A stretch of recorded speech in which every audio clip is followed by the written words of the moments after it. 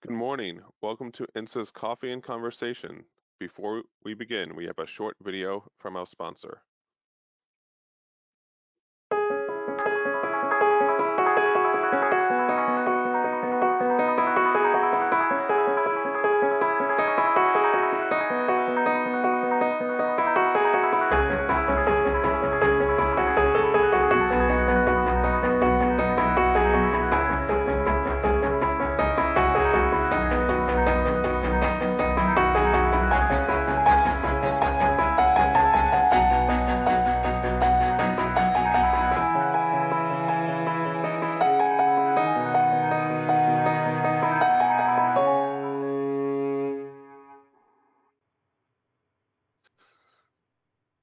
I would now like to introduce INSA Chairman Tish Long.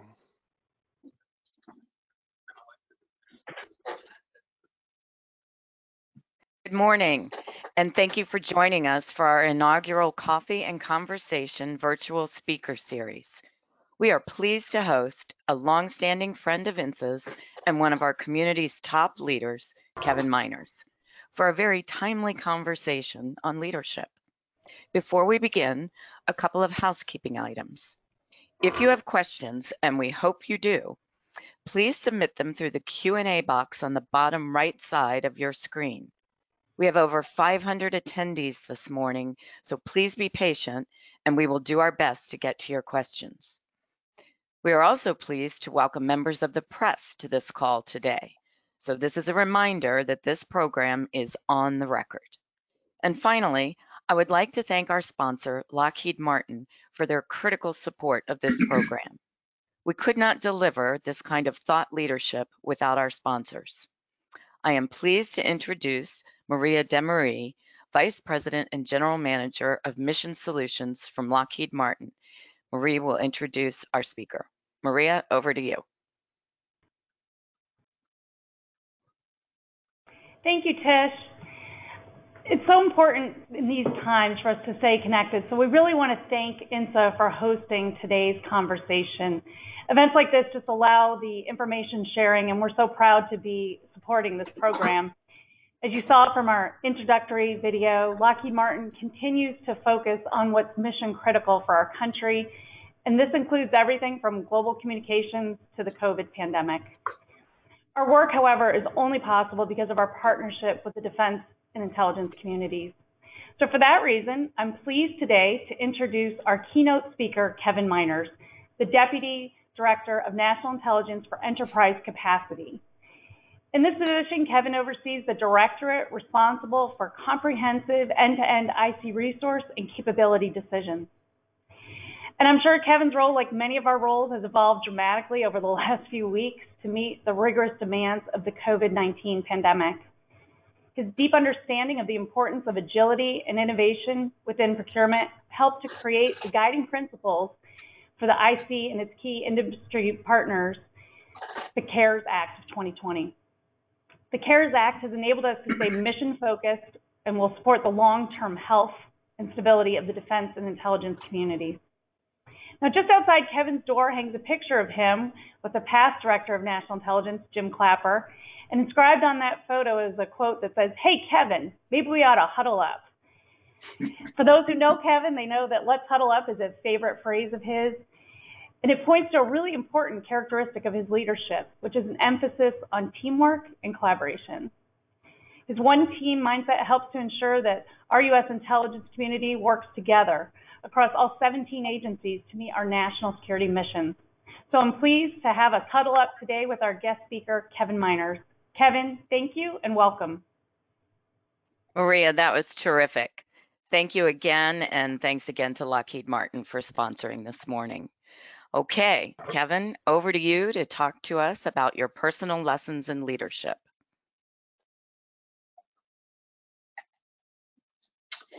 Thanks, Tish, and Maria, thanks for that introduction. That was very nice. I dubbed Maria the Queen of Ground Processing at one of our meetings, so hope that moniker sticks with you, the Queen of Ground Processing. So I've already gotten about 20 or 30 text messages, Tish, saying, why is this called, the INSA Coffee with Kevin? It's very nice. They want maybe to rename this session Margaritas with Minors. I think it's a little early for margaritas, but It's a little early. So for those of you that don't know me, Kevin Miners, I graduated from Virginia Tech in 1984, bachelor's in EE, and I went to work for the Navy as an engineer.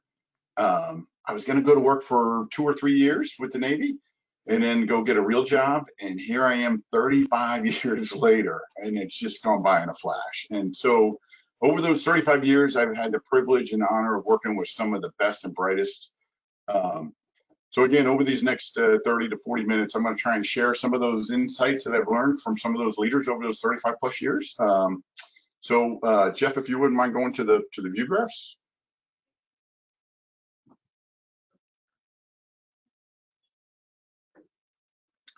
So as most of you know, I usually start off with a goofy kid story. Zack is now 18 and Danielle is now 16. So it's the material is just not there anymore. Like, you know, back when he was 5 and we had the toothbrush story, that got some good humor, but I have to stick with my format. So I'm going to do a Zack joke, if you don't mind. So Jeff, next slide. So Zack was down at Virginia Tech. He's an engineer, freshman in engineering, and so he moved back home with us for the spring semester, just like most other folks that have college kids. And so as you can tell, he has, my wife Denise is 100% Italian. He's got the Italian genes. Look at that guy. I mean, I could not grow a beard like that in 30 days if I tried. I mean, you know, the Italian in me would be all patchy, and in just 30 days, he has a full beard. So he almost, now that I look at him, he almost looks like that old action figure, that G.I. Joe with lifelike hair with the Kung Fu grip. He's a good kid, great kid. So he's got a pretty good sense of humor. And so I think he was just trying to annoy my wife a bit. And the quarterback from the Browns is one of his heroes in the NFL. So Jeff, if you wouldn't mind going to the next slide. So he trimmed his beard to look like Baker Mayfield. Baker Mayfield. Now, you know, this is like Jimmy Kimmel. It's, you know, you can't get the humor. I can't hear anybody laughing, but I gotta give you his punchline, because he wore it all weekend. He basically looked at his mom and said, "Mom, this look is helping me with my social distancing." Come on, it's not that funny, is it? That was pretty good, Kevin. I had to give it a shot. So anyway. He does look like it. He wore it all weekend just to drive his mom nuts. It was kind of cool. All right, so next slide. So let me start with my first one. So as you can tell, I'm going to use some jargon in here. So for the folks that don't understand the jargon, green-eyed shade people are what we, the folks that aren't money people, that's how we refer to money people.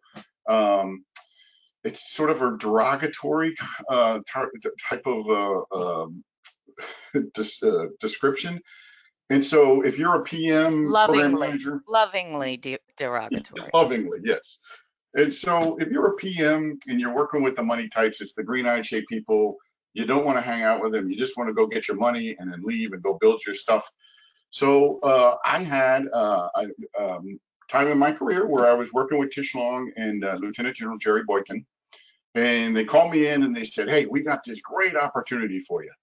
And you know, you're sitting on one side of the table, they're sitting on the other side, and I was like, okay, I sort of love my job. I'm a program manager, and they go, "We want you to work over in the resource side, the financial management side of stuff." And I was like, I don't like those guys.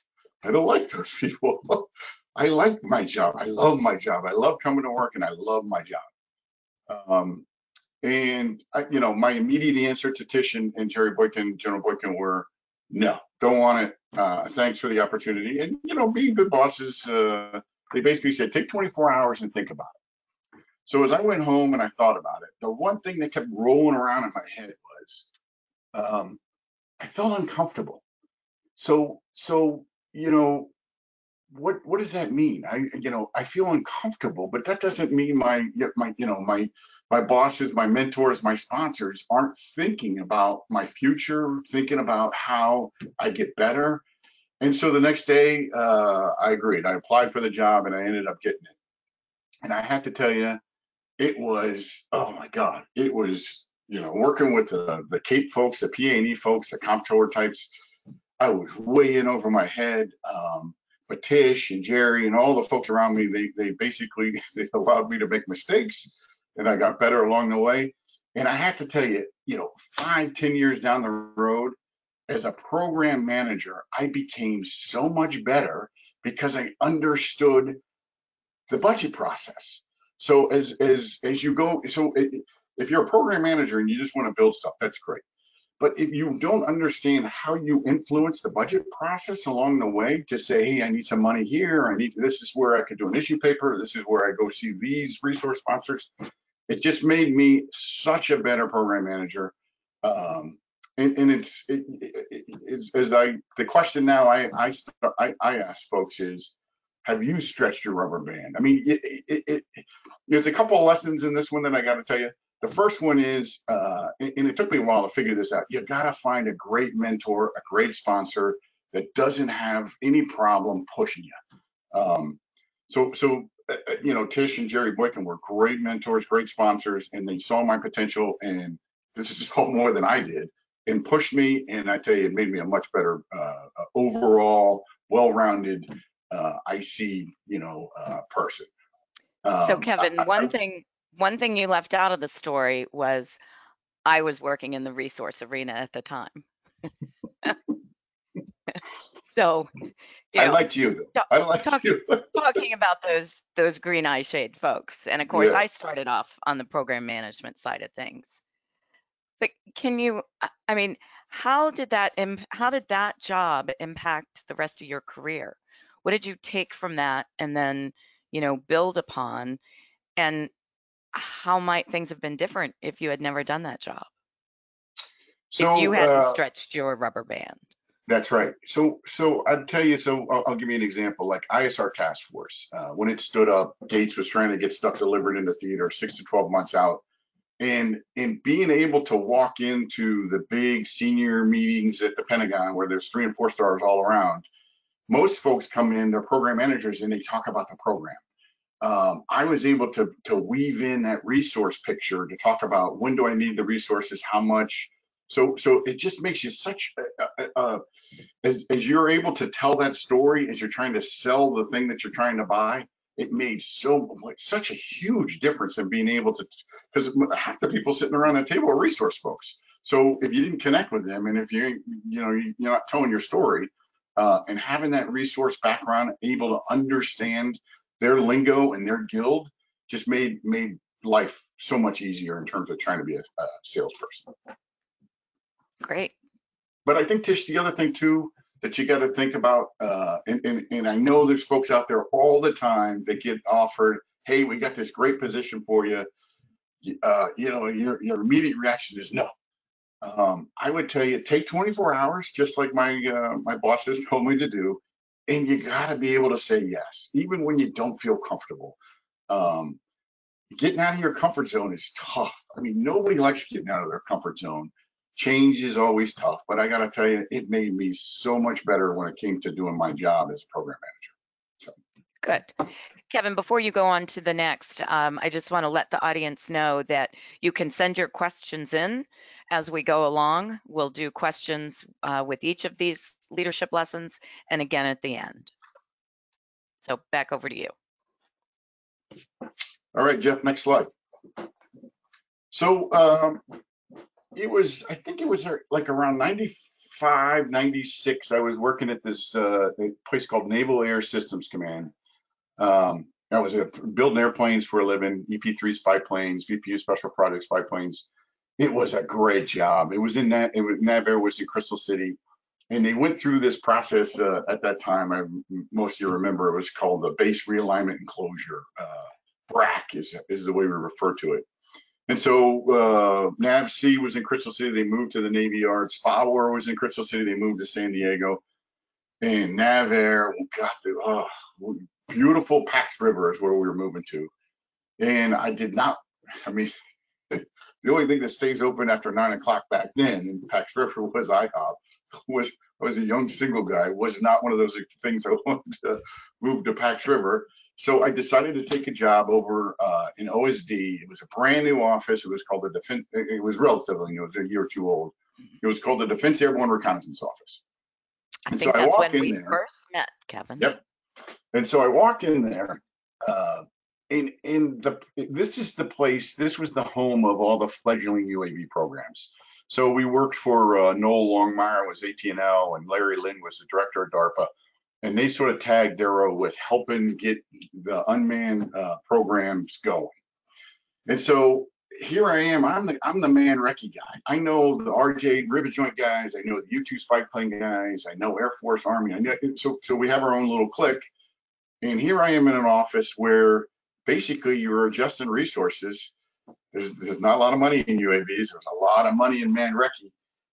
We were starting to take money out of man recce. We were taking the EP3 resource upgrades. We were taking the rivet joint re-engineering money. There was U-2 sensor money that we were moving over to the UAV programs. The stuff that people know about today, like the Predators, the Global Hawks, those kinds of things. And so there, it was just killing me. My whole mafia was coming after me. So, you know, my guild at the time, the man recce community, and they were basically saying, "You're a loser. You're letting all our resources go to the UAVs that nobody likes." So there I am walking around the hallway, and I ran into Lieutenant General Ron Sams, great guy. He was the Air Force A2. And he looks at me and he goes, "Kevin, what's up?" I said, "I'm lost. I don't know what's going on." He said, "Kevin, I figured out the Pentagon. It's the most easy. And once you understand this, it's the best thing in the whole world. Know who your boss is, know what he or she wants, and do it.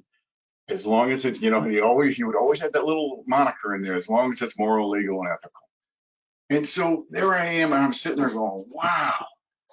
So my bosses want to build UAVs. They want to push this whole new mindset in terms of how we do reconnaissance and surveillance.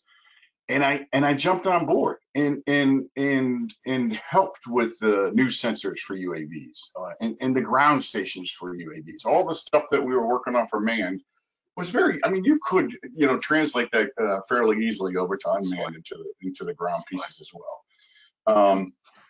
I got to tell you, Ron Sams. He helped me because in my mind, you know, maybe I should be over on the hill fighting the UAVs and undermining my bosses and say, "No, man, recce's where the SR-71 is the best thing since sliced bread. We can't." It basically at that moment I was, nope, I'm supporting the UAVs. I'm on board with my bosses. This is what Darrow's all about, and I can help. So again, I think it's one of those things where you even though you got your guild calling you a traitor, it's just one of those things where you just got to you make your case why man recce is the why it's important, and your bosses decide to move to unmanned. You jump on the wagon and press ahead. And Tish, one other quick story for you. So I started in USDI, and Director Clapper came in. And we're getting him ready for his confirmation hearing. And we're flipping through the budget book. And one of the programs that I had put my heart and soul into was space-based radar. And it was a joint program between Air Force and NRO. That program with Cambone. Yep. And oh my God, I had poured so much energy into that program. And you know, I'm trying to get him ready for his hearing. We flip to that slide, space-based radar. This is how much money it is. And Clapper looks at me and he goes, "Time to kill it." And he had been at NGA. He had seen the requirements grow. It was SAR, and then it was GMTI, and then it was doing high resolution terrain imaging. I mean, the requirements were just, you couldn't do it all with one satellite. And again, I know, like, as I give this course at Integrating Intel, people were like, "Oh, you caved." I got to tell you, I went back to Clapper not just twice, but 3 times, and I figured I was running out of patience with it when he gave me the line from, you know, "What we have here is a failure to communicate" from Kuwait Luke. And you know, you give it your best shot. You try and convince your boss, "Hey, this thing really will work. It'll come in cost. We can recover these requirements. And years later, as you look back, Clapper knew more than me. He was right. There was just too many requirements on the table. Wasn't enough resources. There was just too much there. General Sheridan. So Kevin, let's expand on that because you actually anticipated my question. What do you do when you really disagree with your boss? They're not asking you to do anything illegal, unethical, or immoral, but you just flat out disagree. So how did you approach that with Director Clapper? Boy, I took it from 3 different angles. From the, I had letters from COCOM commander saying this, I need this. It's really important. Try to hit him from his warfighter perspective. I tried to get him from the NGA side of stuff with this, the high resolution terrain imaging, how, DTED 4 and 5 is going to solve all his problems and how we needed that.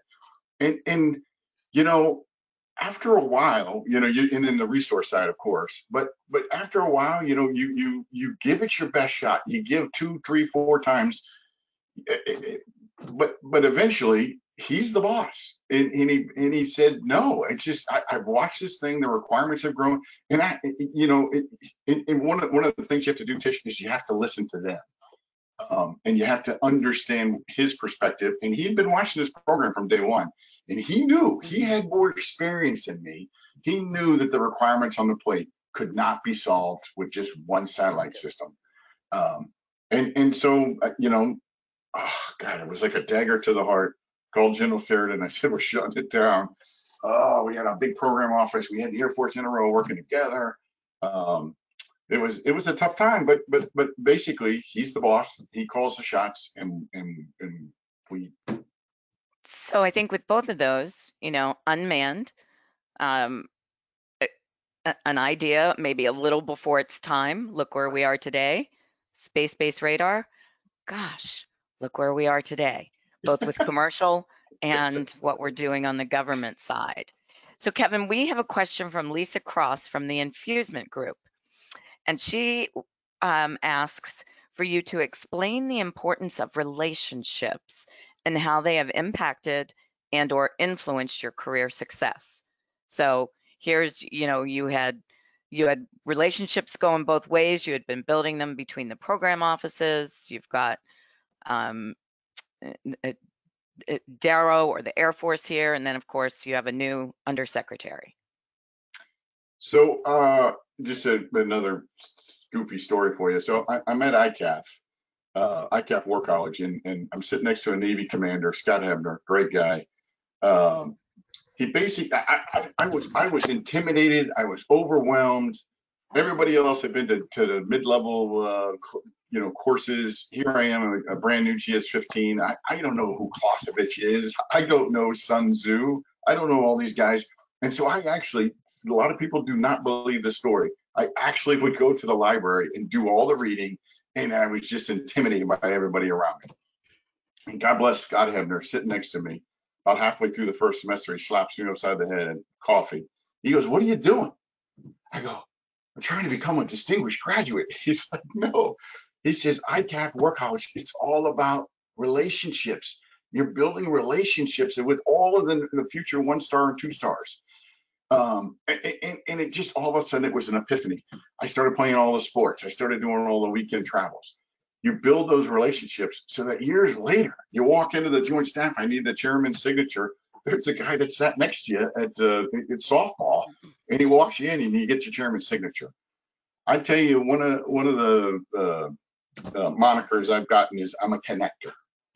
And I got to tell you, you can't connect if you don't have relationships. So I would tell you, it was probably when I was at ICAP, it was 96, 97, when I really understood the importance of relationships and then how important that is in terms of how that helps you in your career. And drawing on them later. Yeah, good example. And as Lieutenant General Burgess said, it's only a lot of reading if you do it.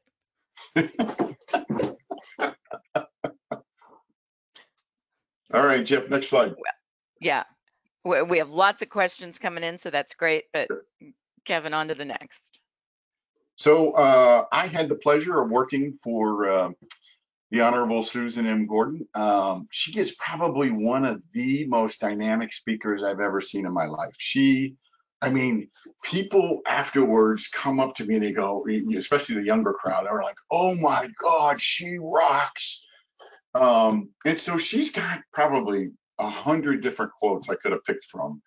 But I got to tell you, a couple different speeches I've been at with her, where she came out and basically one of her mantras was, "Take care of yourself, take care of your people, and be present in the moment."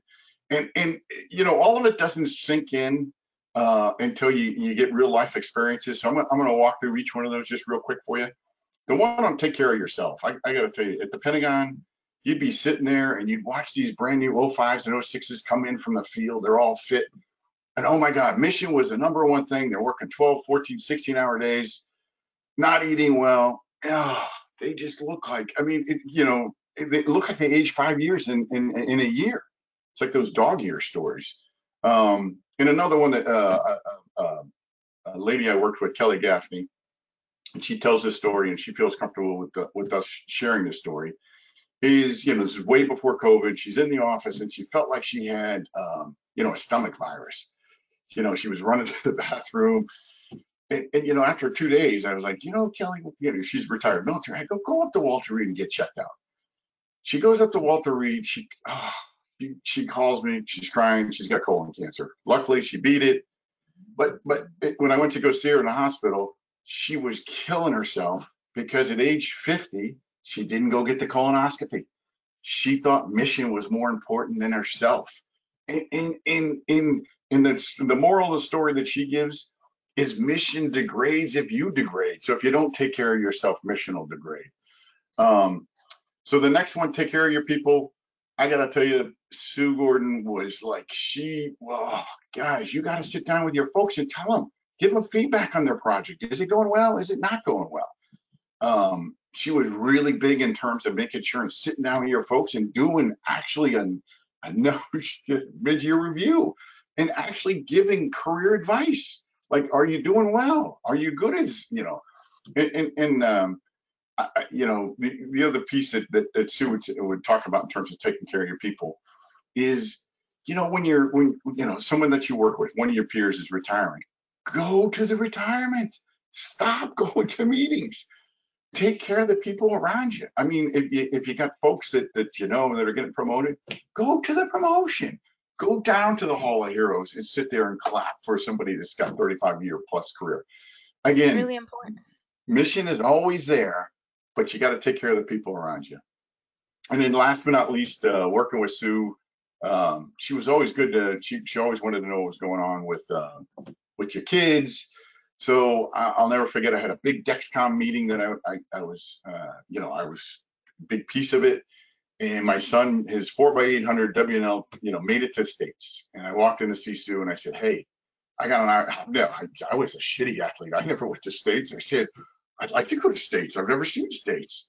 She looks at me and I mean, I'm not kidding you. It was just the line she gave me was, "Be in the moment. Go. We can take care of this without you."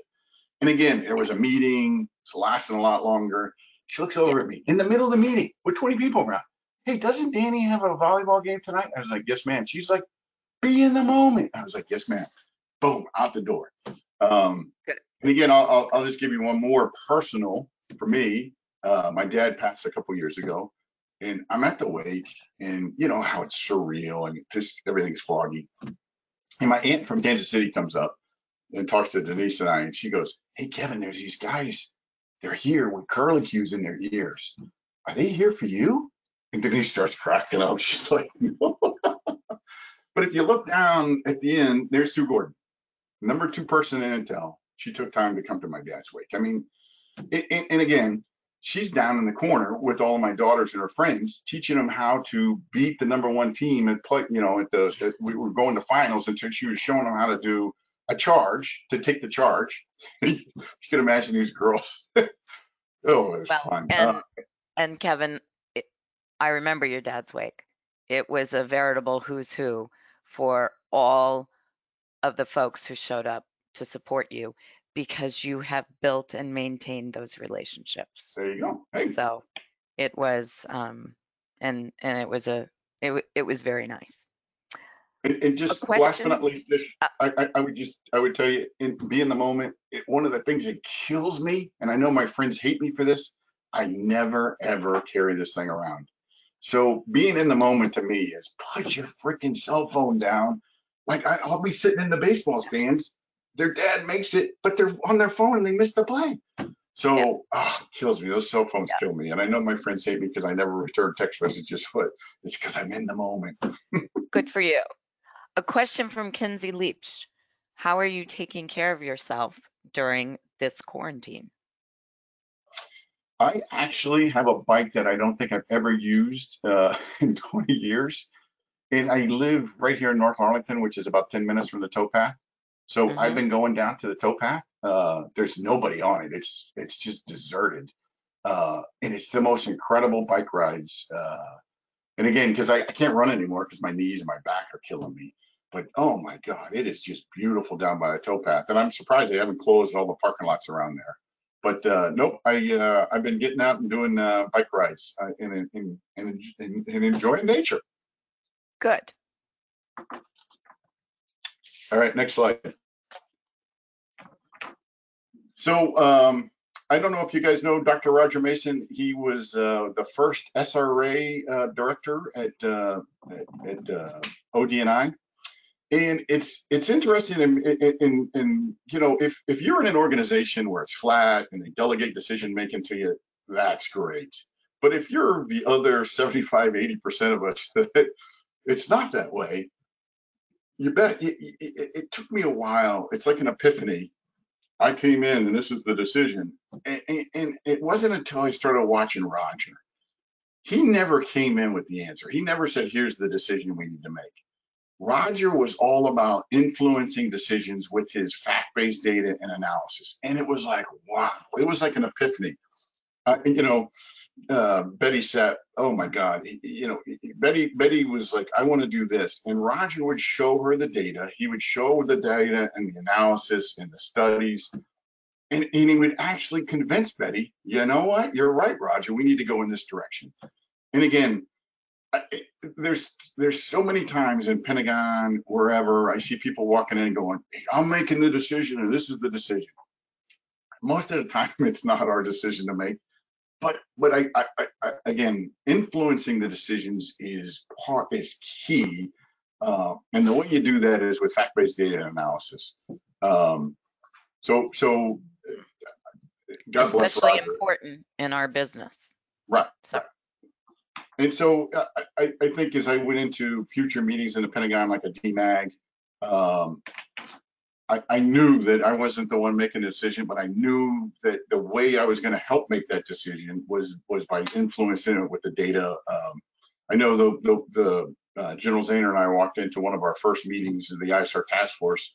There's Secretary Gates, Vice Chairman, Chairman, and basically we walked in and said, JSOC does it this way.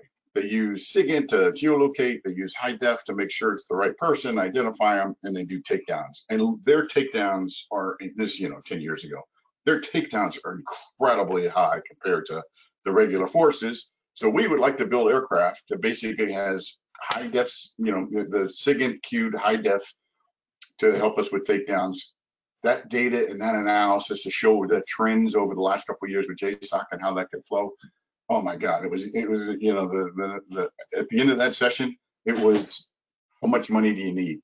I mean, that's, again, fact-based analysis and data really does help influencing somebody, senior decision maker's mind in terms of how they press ahead.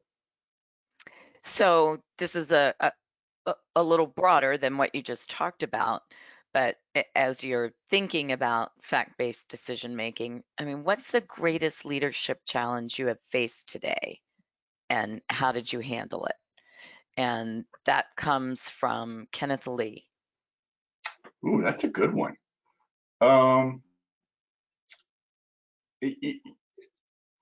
wouldn't say there was just one, but I got to tell you, those leadership moments where a new boss comes in and decides to change course, I'm telling you, it is gut wrenching. And I mean, I've had multiple times over my career. I can even say just recently, we had a desktop solution that we were pressing ahead. I had a lot of heart and soul in that one, contracting.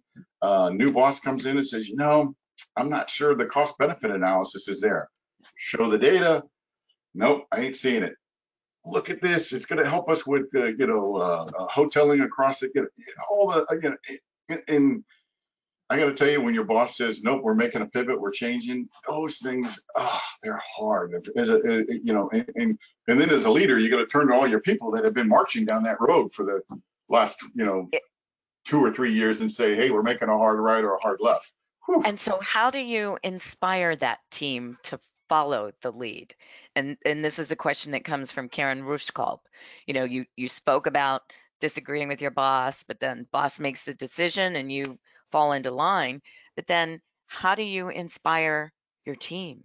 How do you bring them along? Sometimes the stories do help where you go back in history and you say, hey, look, I thought I had it right and I was wrong. And you show different examples. And you just say, you got to trust the boss. She knows more than us. She was one of the recipients of that system. She knew the pain that was, or the headaches that were involved with trying to incorporate that and the cost that went along with it. So again, you just try and point out that the boss knows more than you. I mean, they have insight and knowledge that you don't, from the seat that you're in, and you just have to trust them. Can you talk a little bit about self-awareness? Because that's certainly related there. I gotta tell you, so here's a good self-awareness story for you. Has anybody ever worked with Dr. Troy Mink? So I used to like to think I would walk in. Yeah, so I used to like to think I walk into meetings being the smartest guy in the room. Whew, when you realize that Dr. Troy Mink can dance circles around you, it's tough not being the smartest person in the room. But I think once you have self-awareness, and again, I got to tell you, when Troy came to the DNI, we would butt heads. Oh my God, it was like, no, I know more than you. No, I know more than you. And self-awareness is hard. Once you come to the realization, and God bless Deirdre Wall, she was there to help us iron out our differences between Troy and I. But once I came to that realization that Troy was 1,000 times smarter than me, and he actually knew more about satellites than me, we got along great. So I'll give you one more in terms of the self-awareness. Stephanie O'Sullivan, she liked to sell herself as from the R&D community, but man, she was a case officer like nobody's business. Still is. She would ask, and this is a question that anybody can ask, industry, government. It is like one of the best interview questions ever. And basically, she would ask this question: what is the biggest misperception people at work have about you? And and the first couple of times I'm on interview panels with her, people would say, "Oh, people think I have a big ego." She wouldn't laugh. Basically, no self-awareness, because they do have a big ego. Dr. Jason Matheny was one of the best, in terms of this self-awareness piece of it. He doesn't mind me sharing a story. He was interviewing for the IARPA director. We asked the question. He goes, yeah, a lot of people, and if you guys don't know Dr. Jason Matheny, he is the coolest guy, the coolest, smartest, hippest dude you've ever met. And so, but he is kind of geeky, okay? He's got a calculator watch on his wrist. And he basically says, yeah, the biggest misperception people have about me is I'm a nerd. And then 5 seconds, 10 seconds goes by and he starts laughing. And he says, no, I am a nerd. My wife and I listened to a satellite go by Pluto last night at 4 a.m. But what he did say was, hey, look, on my resume, it looks like I've only teaching positions. I've actually had work positions here as well. Doesn't look like I've led or managed a lot of people. And so right then and there, I was like, oh my God, this is a self-awareness question. So again, for anybody out there, whether you're industry or government, it is one of the best questions to see if the candidate that you're interviewing has self-awareness. Has self-awareness, yeah. All right, next slide. We're getting close to the end here. I got to tell you, working for Clapper was, oh my God, it was a dream job. I'll never forget at his INSA farewell, Tish Long looked out in the crowd. And I mean, Tish, I don't remember how many people there, 300-400 people there, huge packed room. She looked around the room. This is how she started the intro, you know, the session. She goes, I want to see a show of hands of how many people out there in the audience have received a handwritten note from Clapper. The entire room raised their hand. It was, I mean, everybody looked around like, oh my God, how did he do that? And so, and I got to tell you, it started with me when I was in the Darrow working with Major General Ken Israel. That guy, his dad was a preacher, and maybe that's where he learned how to write. But he wrote the most incredible handwritten notes, whether it was a promotion or a retirement, or someone, a family member passed away. And again, Tish, it's okay to write emails. I would just say, like, this weekend's Mother's Day, and so for the folks that moms are still around, you're not going to send her a happy Mother's Day email. You write a handwritten note in a card, right? So I would just tell you, emails are okay, but a handwritten note is just, I mean, it's over the top. I mean, it's just, I'll never forget when Clapper wrote me a note when my dad passed. I mean, nobody forgets those things. It's just, it's. The question I put in the box is, does your leadership style have a personal touch? And for Clapper, boy, I tell you, those handwritten notes were unbelievable. I mean, Jim, I remember the first note he wrote me. And not only did he write notes to me, he wrote notes to my parents. And we, as you know, Kevin, I recently lost both my parents, and we were just cleaning out the house.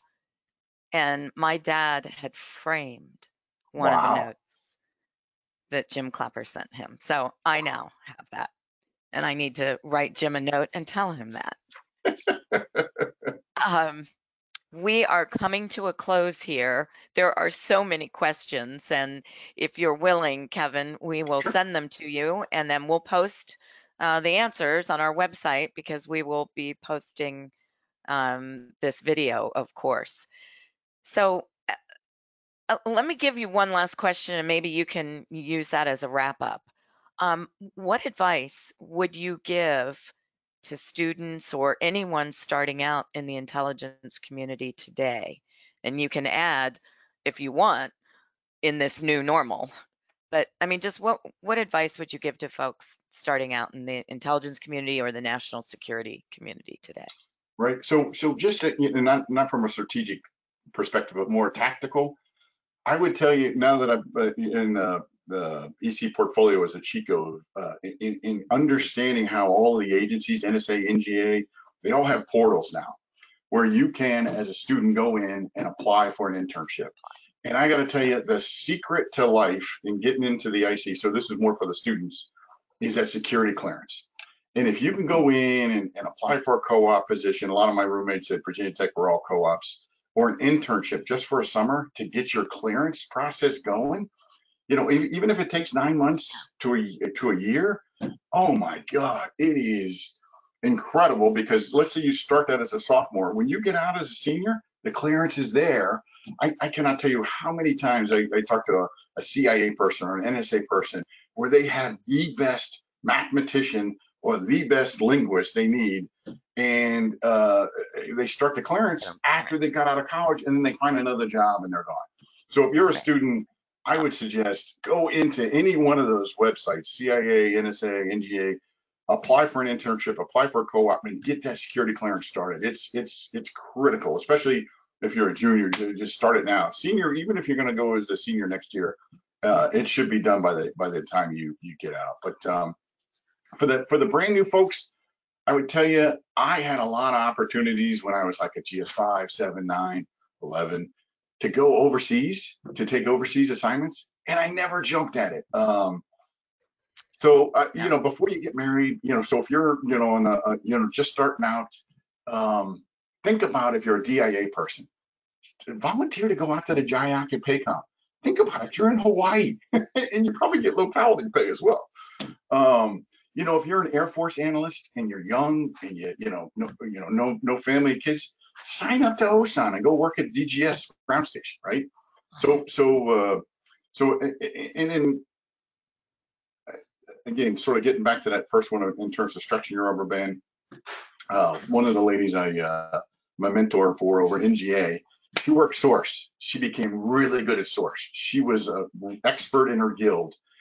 And what I said to her was, think about, so you work 4 or 5 years in source. Think about going over to the analyst side of stuff. She's like, I'm not an analyst. I said, no, but go over to the analyst side so that so if you go back to source, you understand what the analyst wants. She's gone over to the analyst side. She loves being an analyst. She's not going back to source, but at least she can now communicate to the source guys in a much better way to be able to say, hey, this is what we're looking for in terms of a requirements management, or how do we ask for imagery or whatever. So again, step out of your comfort zone, stretch that rubber band, try and get to another guild, try and learn, so I hope that helps. Terrific.